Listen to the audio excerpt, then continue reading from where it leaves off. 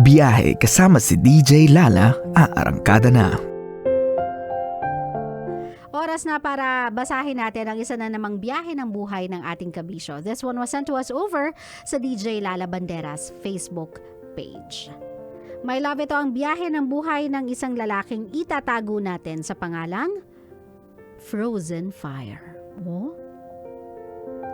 Gusto ko yung alias na Frozen Fire. Hi DJ Lala. Tago niyo na lang po ko sa pangalang Frozen Fire. At first crush ko siya, kahit alam kong may asawa at anak na siya. Nakilala ko siya dahil sa work. Umaga't hapon ko siyang nakikita. Masaya ako nung nakausap ko siya kasi every time na nag-out siya, sa amin siya dumadaan. Yun nga lang one day, nagsimula na siyang umutang. Yun lang.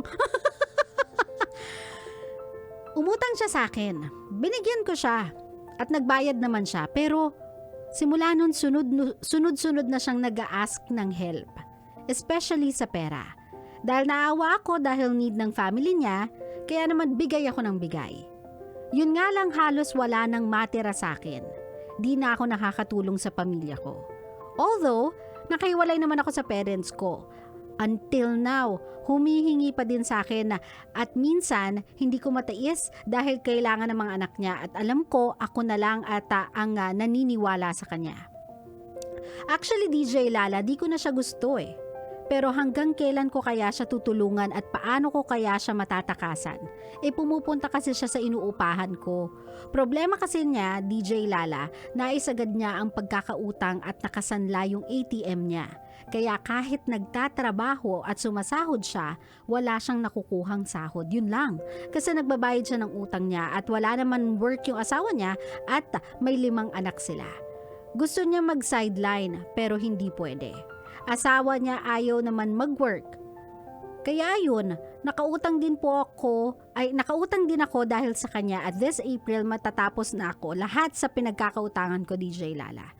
Sa totoo lang gusto ko na lang po siya talikuran pero naaawa ako sa kanya. Ano po kaya ang gagawin ko? Thank you and more power to your show. My love, I love your kindness. I love na, alam mo yon, yung kagustuhan mong tumulong sa iba is greater than your own needs. Pero, I don't know if binibili mo lang yung kwento niya. Pero, my love, doon na lang siguro tayo sa pinaka-basic na ideology kung meron man or basic na point nitong problema mo. They are not your responsibility. Though I appreciate that people like you do exist, yung mga kind-hearted people, hindi mo responsibilidad yung pamilya niya. Instead na nakakatulong, my love, I'm so sorry to say, but you are now becoming an enabler. Ibig sabihin, alam mong hindi na nakakatulong yung pinapautang mo sa kanya kasi nagiging dependent na siya sa'yo. Alam mo yung tipong hindi niya pipilitin o pupuwersahin yung asawa niyang magkaroon ng trabaho kasi meron at meron naman siyang nalalapitan. Ikaw na nagsasabi nakasangla na yung ATM niya. So basically, nagtatrabaho na lang siya for nothing kasi wala naman siyang sinasahod dahil lahat ng sinasahod niya napupunta lang sa pinangutang niya. So nagpa-pile up lang one after the other yung expenses niya nang walang return, nang wala siyang nakukuhang profit out of it. So yung ginagawa mo, my love, ang nangyayari lang ay nababaon lang siya lalo sa utang. You get me? If you wanna be friends with this person, if you really want to be a great friend sa kanya, I suggest you give her an advice na I know it's not my place. Alam ko hindi ko posisyon. Pero I suggest you force your husband to work. Kasi obviously, hindi mo na kaya. Hindi mo na kaya on your own. You have 5 kids. At yung 5 yan, syempre mag-aaral yan. Hindi naman yan mag-aaral ng 1 taon lang, my love eh. How many years ang gugugulin mo bago ka makapagpatapos ng kolehiyo sa mga panahon ngayon dahil may K-12 system na tayo. So alam mo yun, parang technically speaking or practically speaking rather, hindi na nagiging okay yung decision niya in life. na akuin yung pagtatrabaho tas yung asawa niya nasa bahay lang. Nagigets mo ko, naiintindihan ko wala kasing mag-aalaga sa mga bata, ganyan, na makiusap, makisuyo. O di ba? Kasi yun nawawala sa inyong income ay more than pa nga actually, ng way more than pa sa iaabot ninyo doon sa magbabantay. 'Di ba? Pwede ka namang kumausap ng kamag-anak na alam mong walang ginagawa pero naghahanap ng mapagkakakitaan. Sahuran mo, weekly. Sahuran mo siya, kinsenas katapusan din. Yes, added expenses, pero my love, yung expenses na yon will help you more than you know. Kasi, my love, sa gagawin mong yon, mafo-force yung isa na maghanap ng trabaho. Sa panahon ngayon kasi talaga hindi na uso unless kaya nyo talaga or you were born with a silver spoon or meron kayong business of your own na yung isa sa bahay lang, yung isa nag-work. Kapag bubuo ka ng pamilya, kapag magtataguyod ka ng pamilya, if you wanna live comfortably in life, sa mga panahon ngayon, both of you needs to work. Kailangan pareho na kayo nag-work kasi katulad nga ng sinabi ko sa inyo, ang costing pa lang ng pag-aaral ng isang bata, it will not just take a year. 2 years, 3 years, or 12 years, it's gonna be more than that bago ka makapagpatapos. O diba? So, my love, I suggest na if you really wanna be friends with this person or if you really wanna be a good friend dyan sa taong yan, 1, stop lending money. Huwag ka nang magpautang. Again, hindi ka na nakakatulong, lalo lang siyang nababaon sa utang. Pangalawa, it's not right na yung pinapangutang mo ay ipapautang mo din. It's not right na ikaw mismo yung nababaon sa utang because you need to help someone. We only help people when we can afford to help. Do not give more than what you can afford to someone.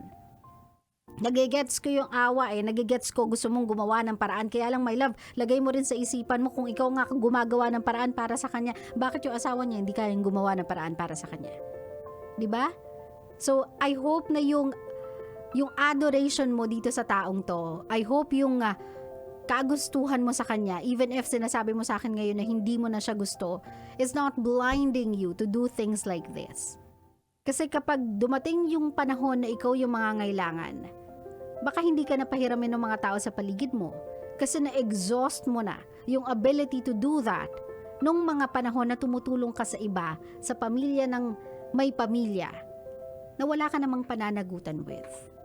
Sabi ko nga sa'yo, walang mali, walang masama sa pagtulong sa kapwa. It's just that ilagay natin sa lugar. If we can afford to help, let's do that. If we have an excess, kung may sobra sa budget, sige.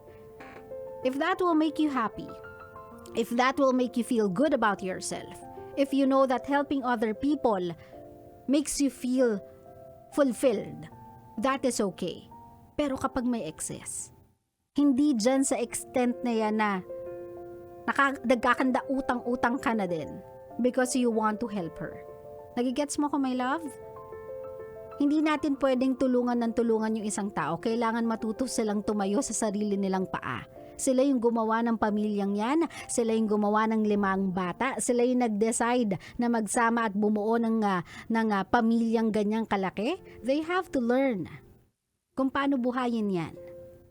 Hindi sa lahat ng pagkakataon may tutulong sa kanila. Sabi nga nila, 'di ba, if you really wanna teach a person a lesson, you do not give them fish. You teach them how to fish. Tuturuan mo sila kung paano mangisda. Because at the end of the day, ang itinuturo mo sa kanila ay kung paano kumita, paano gumawa ng paraan para masolusyonan yung problema. Huwag mo silang turuang umasa sa'yo. Naintindihan mo ko, my love? Hindi mo kailangan magpalit ng bahay, hindi mo kailangan na magpalit ng time in, time out, hindi mo kailangan iwasan siya para hindi mo siya makasalubong. You just have to learn how to say no. And if that person really treats you as a friend, if that person really understands you and sees you the way you see her, she will be okay with it. She will understand na you are saying no not because ayaw mong tumulong, but because it's too much. Naintindihan mo ko, my love? Klaro? Klaro. But mind you, you are a good person and you are a good friend for being the way that you are. It's just that anything na sobra, anything na labis, ay hindi maganda. Ay masama. Okay? Love Radio.